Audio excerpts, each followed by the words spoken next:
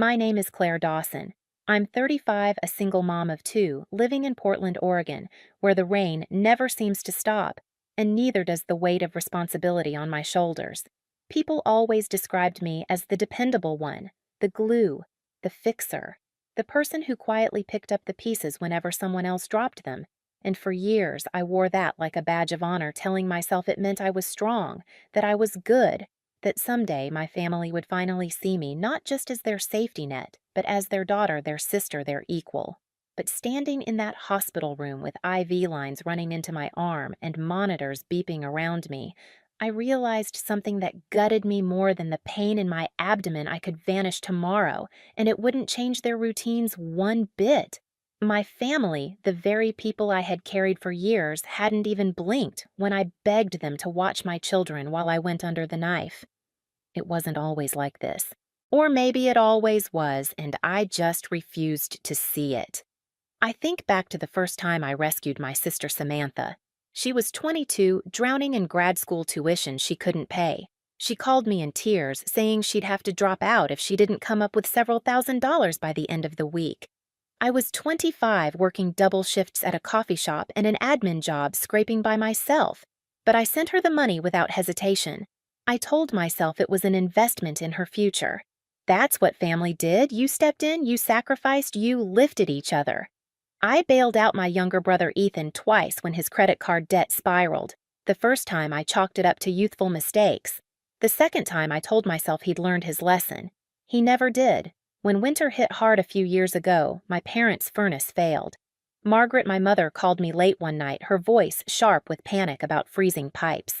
Without thinking twice, I maxed out my emergency savings and paid for a new one. My dad, Richard, didn't even say thank you. He just told me it was the least I could do since they raised me. Every time I told myself this was normal, that this was what good daughters did. And maybe that's why when the ER doctor said I needed emergency surgery, my first thought wasn't about myself at all. It was about Noah and Emma, 10 and 6, my whole world.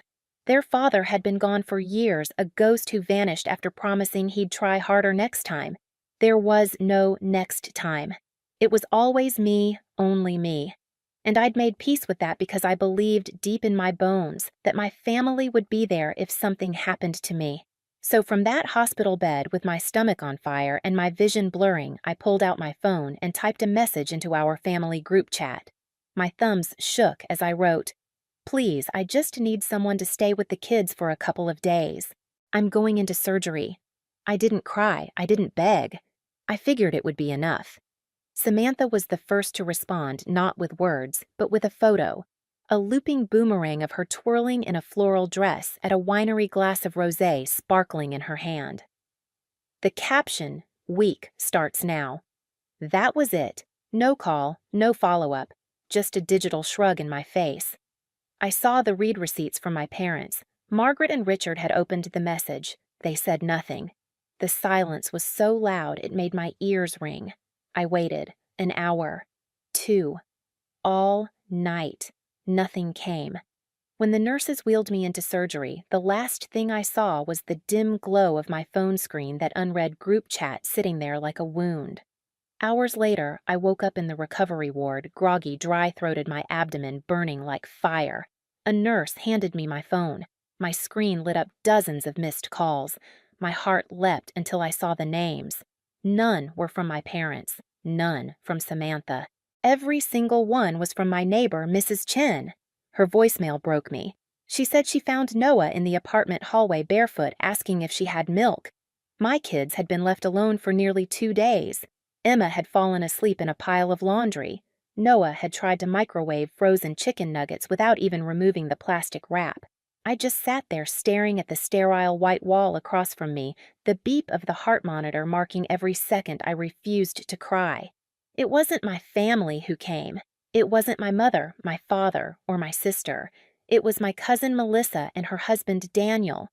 They dropped everything, drove 2 hours from Eugene, stocked the fridge, packed lunches, braided Emma's hair, walked Noah to school. They never asked for thanks. They never asked for money. They just showed up. Meanwhile, Samantha kept posting selfies, oversized wine glasses, hashtags like "Tsao blessed" and "Tsao family time." Margaret liked every photo. Richard commented little hearts. No one asked about Noah or Emma.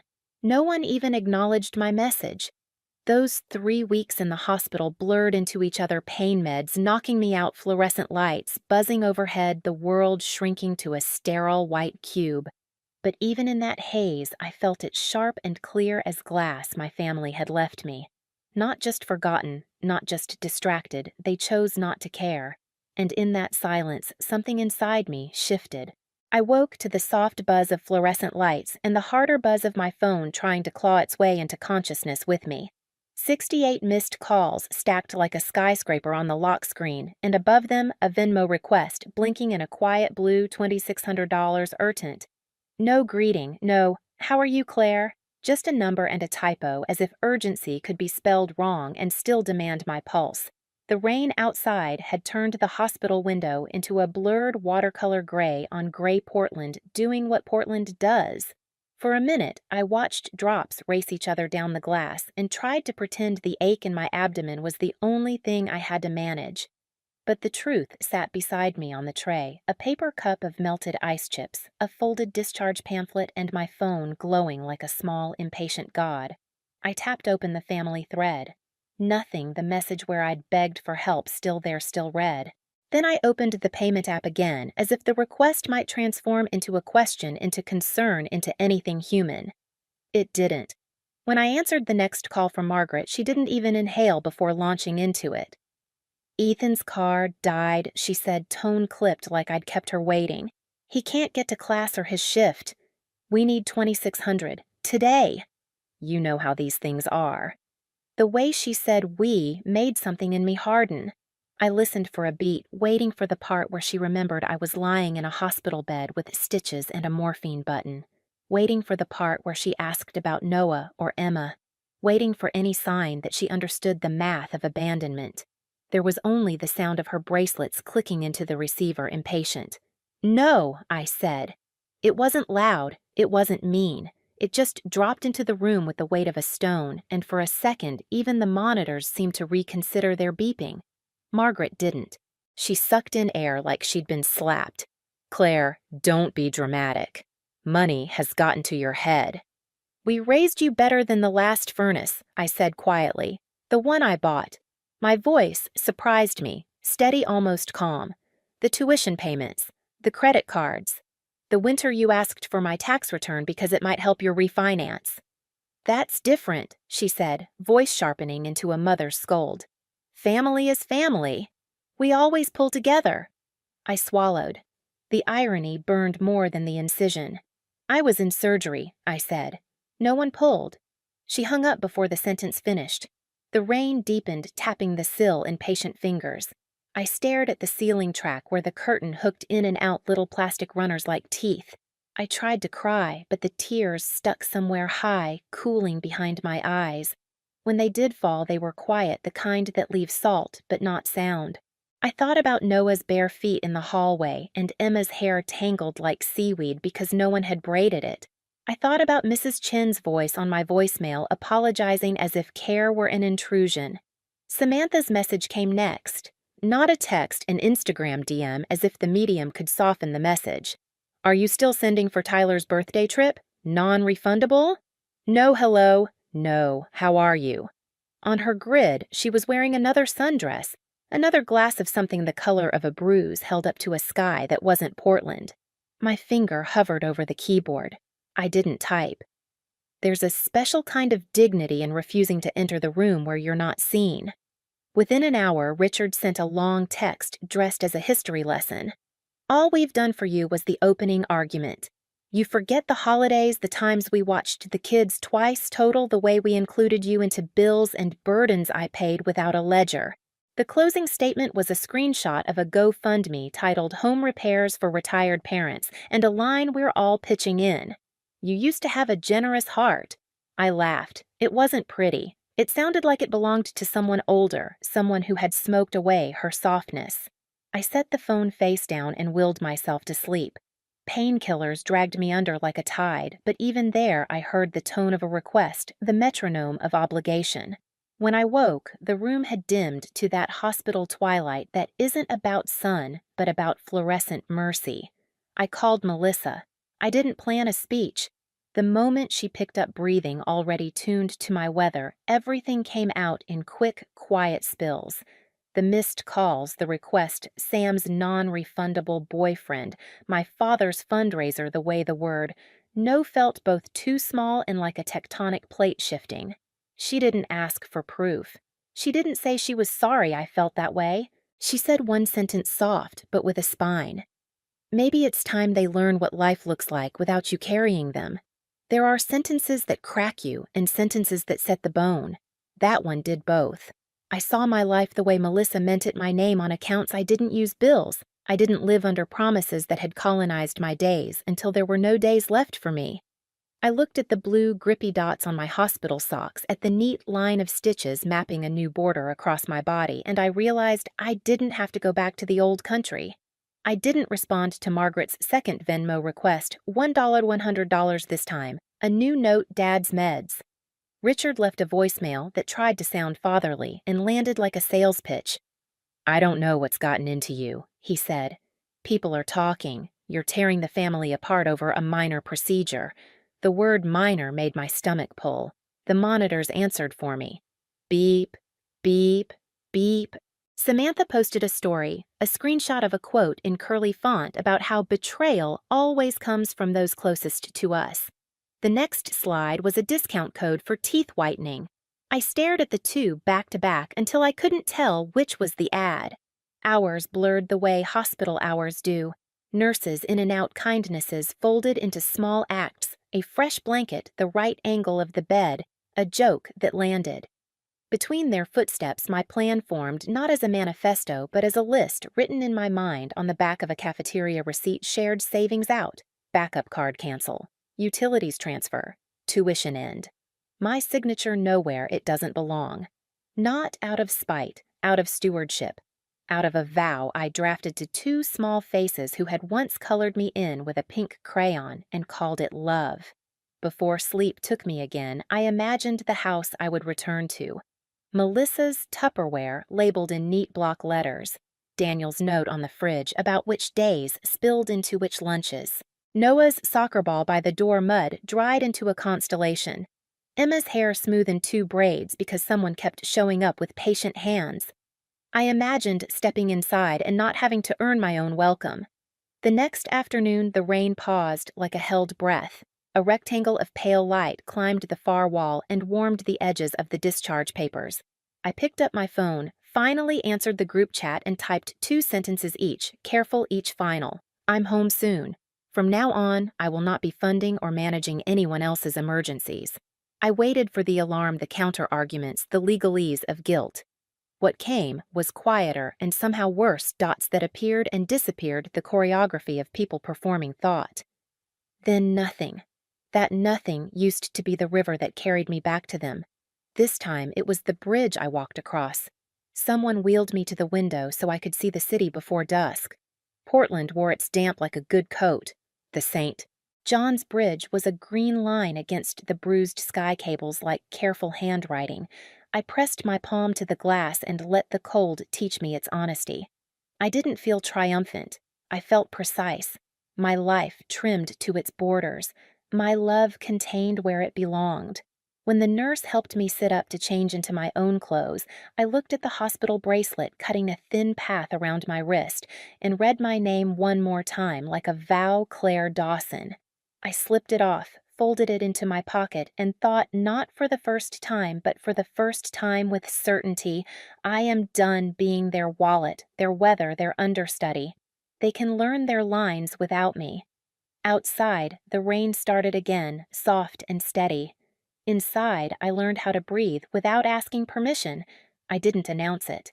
I didn't stage some dramatic confrontation. I just went home from the hospital, set my bag on the kitchen counter, and began. The first thing I did was open the shared savings account on my laptop. My name had been on it for so long I'd stopped remembering why. I transferred every cent with my signature attached into an account under mine alone. The screen flashed completed, and I felt a weight I hadn't realized was chained to me loosen just a notch. Next, the backup credit card, the one Samantha used for emergencies that always seemed to look suspiciously like Sephora Hall's luxury candles and concert tickets. I called the bank. My voice didn't tremble once as I closed it. The representative asked politely if I wanted to notify the co-user. I said no. Then the utilities. I had been paying the gas, electric, and water bills for Margaret and Richard's house for nearly 3 years. It had started with a single winter crisis pipes threatening to burst and had somehow become permanent. The companies were almost confused when I called, as if families didn't usually volunteer to bankroll each other's comfort. I asked that all accounts be transferred back into their names. I wrote down the confirmation numbers in a notebook that suddenly felt like armor. Ethan's tuition was harder, not because I hesitated, but because I knew what it would mean for him. I had wired money each semester, telling myself I was investing in his future the way no one had invested in mine. But the truth, he never thanked me. He never even called. His debts multiplied like weeds. He dropped classes when things got difficult. He was never carrying the responsibility I was, and I couldn't anymore. I logged in, canceled the automatic payments, and closed the tab without looking back. I didn't text a word. Not to my parents, not to Samantha, not to Ethan. I didn't explain. I didn't defend. I didn't ask for understanding. The silence was its own language. It didn't take long for them to notice. Samantha went first. I saw it not through a call or a message, but on Facebook. A post of her on the bathroom floor, makeup, smudged like war paint, holding a wine glass, and captioning it with a vague quote, "Some betrayals cut deepest when they come from those you love." The comments rolled in, friends consoling strangers, sending heart emojis. My name wasn't there, but I was everywhere between the lines. Margaret tried another approach, a mass text to the family chat written in a tone that tried to sound wounded but came out manipulative. "Claire has decided to punish us. I don't know why. We're all hurting, but some people would rather abandon family than forgive." She made it sound like I was throwing tantrums instead of recovering from surgery and protecting my children. Richard's message arrived next long as a sermon. Every line was a guilt trip dressed as scripture. "You've forgotten everything we did for you. You're tearing this family apart over a grudge. You're not the daughter we raised." It ended the same way as before, a link to the GoFundMe for their so-called urgent repairs, as if repeating it enough times might hypnotize me into paying. But none of it worked. For the first time in my life, I didn't flinch. I washed dishes with Melissa's casserole dish balanced in the sink, and Noah's laughter echoing down the hall, and I let the phone buzz itself hoarse on the counter. I folded Emma's pajamas fresh from the dryer and slid them into her drawer while another voicemail stacked itself onto the pile. I tucked my children in, kissed their foreheads, and whispered promises that weren't grand but were real. "You are safe. You are fed. You are mine." The next morning, I woke to silence. Not the kind that means peace, but the kind that means a storm has gone online. Samantha's Instagram stories flooded in, alternating between cryptic sadness and glossy brand deals. One day, it was a tear-streaked selfie with words about toxic relatives, the next a sponsored post with discount codes for organic tea. Her hypocrisy was almost breathtaking. Margaret and Richard doubled down by calling distant relatives. Aunts, uncles, cousins I hadn't seen since weddings began texting me confused, saying they'd heard I'd gone unstable, that I'd cut everyone off in a fit of anger. Melissa heard it too. Relatives called her asking if the rumors were true. She didn't sugarcoat it. She told them every word Claire's saying is true.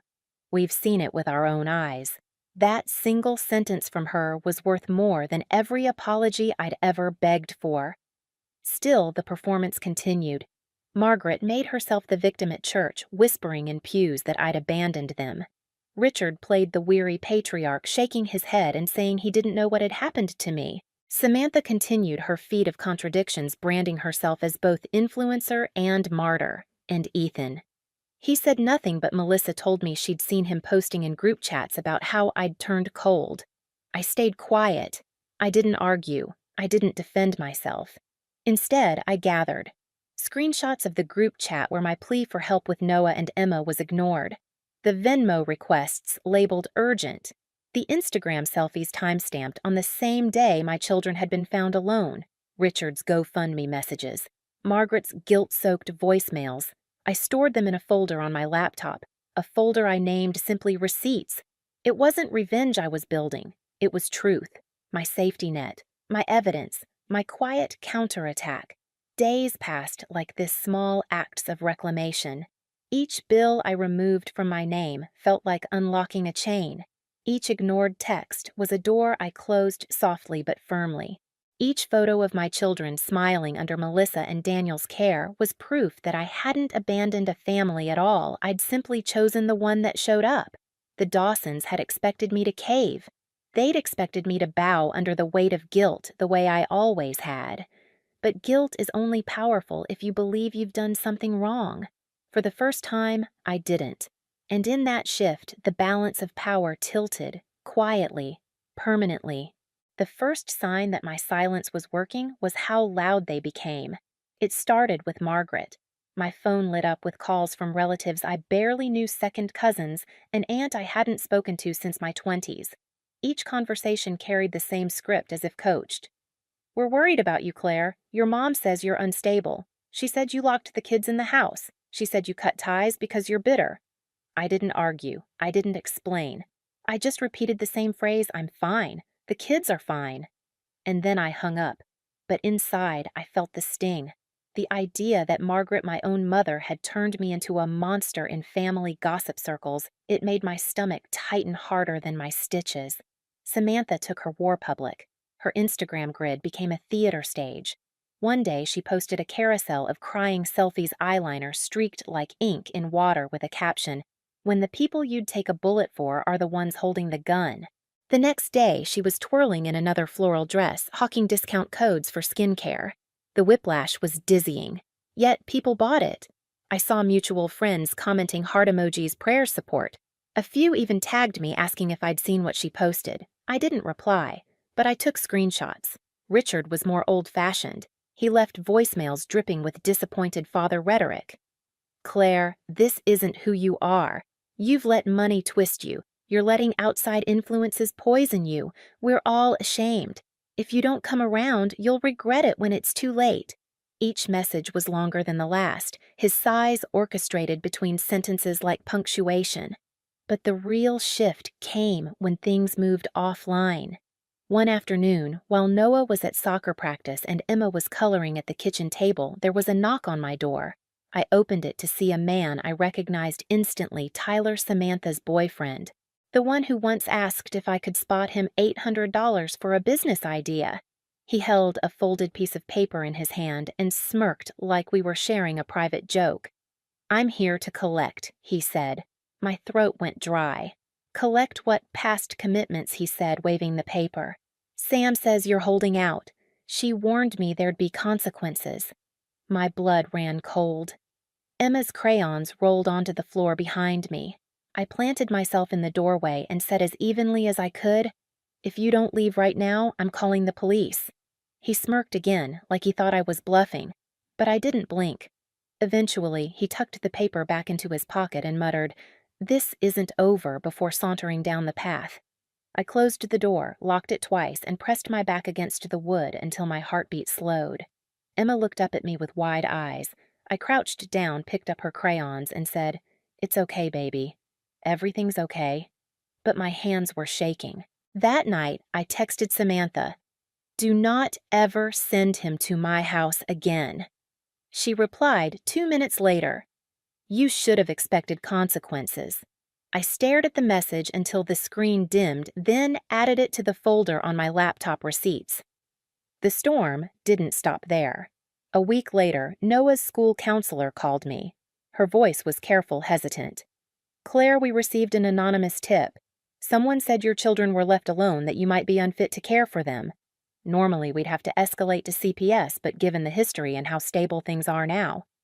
"Well, I wanted you to know." I closed my eyes. "Do you know where the call came from?" "There's a Florida area code," she said quietly. "I'm not supposed to tell you more than that. But you'd know better than me if that means something." I did. My parents' condo.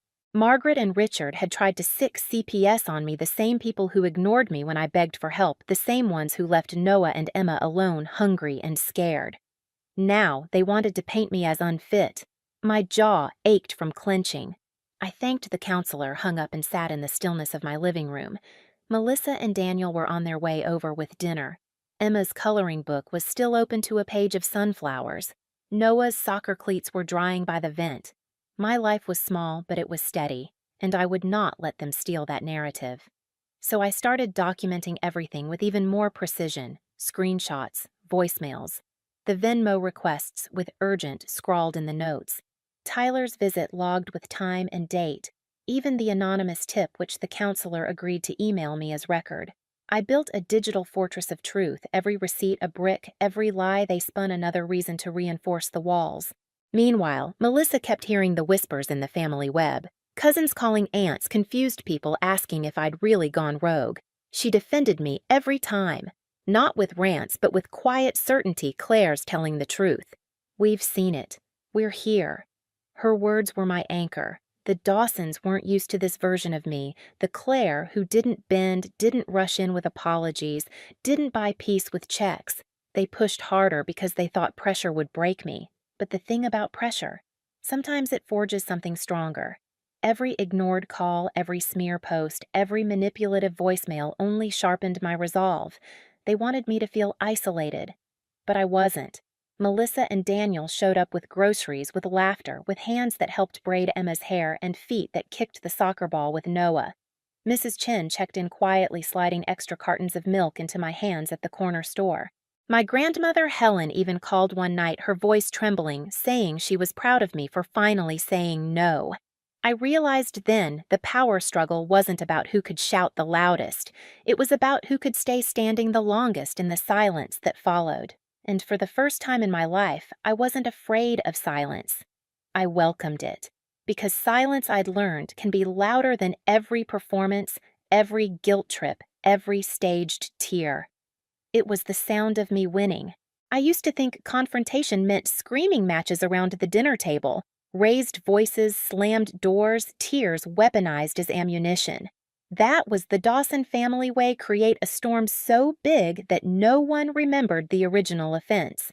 But the longer I stayed quiet, the more I understood that sometimes the loudest confrontation isn't shouted. Sometimes it's written, documented, laid bare for everyone to see. It happened one night after I tucked Noah and Emma into bed. The house was still except for the hum of the fridge and the faint patter of Portland rain against the windows. Melissa and Daniel had just left after dropping off dinner. My phone buzzed again, another Venmo request from Margaret, another voicemail from Richard, another vague Instagram post from Samantha with the word betrayal scrawled across her bathroom mirror. I sat at the kitchen table, opened my laptop, and pulled up the folder I had been building for weeks: receipts. Screenshots of the group chat where my plea for help had been ignored. The Venmo requests $2,600 marked urgent, $1, $100 for Dad's meds. The Instagram stories from Samantha's winery trip on the exact day my kids had been left alone. Richard's guilt-drenched voicemails. Tyler's message that consequences were coming. Even the email from Noah's counselor confirming the anonymous CPS complaint traced back to a Florida area code. It was all there. Every choice, every silence, every proof. And for the first time, I realized it wasn't just my burden to carry. It was my story to tell. So I started writing. I didn't use their names. I didn't have to. Anyone who knew us would recognize the characters. I laid out the dates: the night of the emergency surgery, the unanswered message the children left alone, Mrs. Chen finding Noah barefoot and hungry.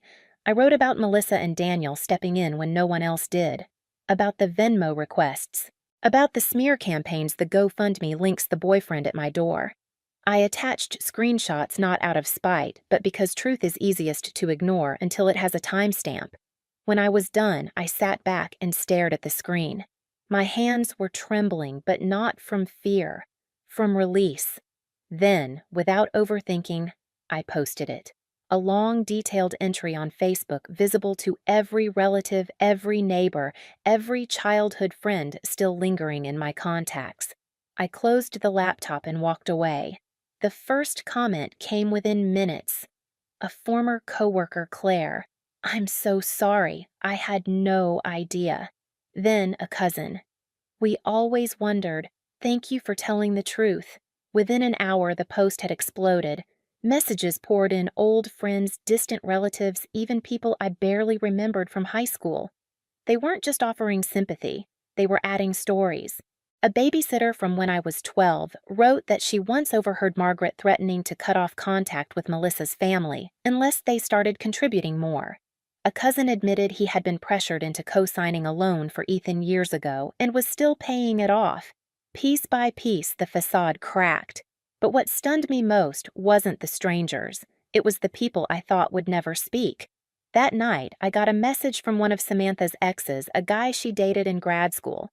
He told me she had faked a medical emergency years ago, claimed her appendix had burst, raised thousands through a GoFundMe, then spent it on a Cancun vacation.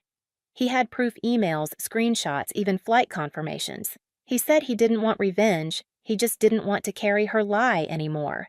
I read his message 3 times, then added the files to my folder. Receipts. Then, just before midnight, my phone rang. The name on the screen stopped me cold: Grandma Helen. We hadn't spoken in over a year. She'd always kept her distance from the Dawson family chaos, preferring to remain neutral. But when I answered, her voice trembled. "I saw your post," she said. "Claire, I always knew something was wrong. I saw the way your mother treated you, but I kept quiet because no one listened when I tried to warn them." She paused, breath-catching. "I'm sorry. I should have said something sooner. You didn't destroy the family, sweetheart. You just stopped letting them destroy you. I couldn't speak at first. No one in that generation had ever admitted it, ever apologized. But here she was, 83 years old, breaking the silence. Tears spilled hot down my cheeks, not from sadness, but from relief. Her words echoed long after the call ended. The next morning, fallout arrived like a storm. Samantha deleted her Instagram account entirely. Margaret posted a cryptic status about betrayal and forgiveness that fooled no one. Richard tried to act like nothing had happened, but the calls stopped. The GoFundMe disappeared overnight, but the confrontation wasn't in their reactions. It was in the echo. For the first time, people saw them clearly. The Dawson name no longer carried quiet admiration. It carried questions. It carried suspicion. And for once, those questions weren't directed at me. I didn't gloat. I didn't feel triumphant. What I felt was a deep, steady quiet. A quiet that hummed with something I hadn't felt in years: freedom. I always thought justice looked like fireworks. Some dramatic collapse, a courtroom confession, or at the very least an apology screamed through tears.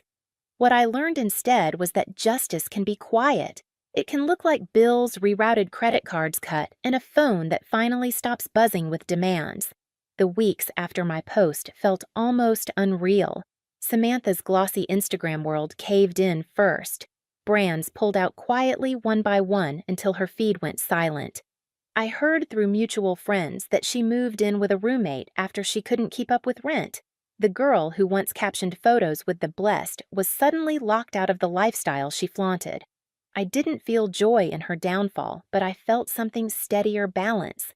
For once, the scales weren't tilted entirely on my shoulders. Margaret wasn't spared either. 2 of her closest church friends, women she'd known for decades, commented publicly under my post. "Is this true?" She never answered. Melissa did, with just 7 words. "Every word Claire wrote is the truth." After that, the Whisper Network turned against Margaret. Her carefully cultivated image as the matriarch who held everyone together crumbled. The phone calls slowed, then stopped. She tried to patch things up by leaving a string of voicemails, each one more frantic, each one ending with "Fix this, Claire." You need to fix this. But the thing about manipulation is that once the mask slips, you can't unsee the face behind it. Richard faded into the background just as he always had. Without Margaret's choreography, his guilt trips sounded hollow, like rehearsed lines from a play no one was watching anymore. The GoFundMe vanished. The long texts dried up. Eventually, silence replaced the noise, and that silence was its own kind of confession. Ethan, my brother, didn't reach out directly. Instead, he texted Daniel once asking if he could help him find a job. Even that he couldn't send to me. I suppose it was easier to blame me for cutting him off than to face the truth that he'd never tried to stand on his own 2 feet. Meanwhile, I was building something new. Melissa and Daniel kept showing up not because they had to, but because they wanted to. Mrs. Chen checked in with warm smiles, slipping extra cartons of milk into my bag when she saw me at the corner store. And Grandma Helen started calling once a week, her voice softer each time, asking about Noah and Emma, as if she was making up for lost years. Sunday dinners became our ritual. Just me, the kids, Melissa Daniel, and sometimes Grandma Helen when she felt up to the drive. The table wasn't fancy spaghetti 1 week, chicken soup the next, but it was full of laughter, of stories of Noah's bad knock-knock jokes and Emma's wild hand gestures as she told us about her day. One evening, as I watched them twirl noodles and giggle, it hit me this was family. Not the last name, not the bloodline, not the people who took without giving. Family was who showed up. The real poetic justice wasn't in my parents' struggles or Samantha's collapsed influencer dreams. It was in the way my children began to breathe easier. Noah started drawing again pictures of our house with Melissa and Daniel in the frame and me always beside them. Emma, who had clung to me at night after the hospital, began sleeping soundly, whispering safe in her dreams. That word landed heavier than any apology I never got. With the space cleared, I started thinking about myself again. I enrolled in an online business course, something I'd put off for years. I opened savings accounts for Noah and Emma with money I had safeguarded from the old property account. For the first time in over a decade, I wasn't broke scrambling or drained by someone else's emergencies. I was building, slowly but for us. And then one afternoon, a letter arrived. No return address. Inside a single sheet of paper, handwritten. "We didn't know what we had until you were gone. We're sorry." I didn't need to guess who sent it. I folded the note, carefully slid it into a drawer, and closed it. Not out of bitterness. Out of peace.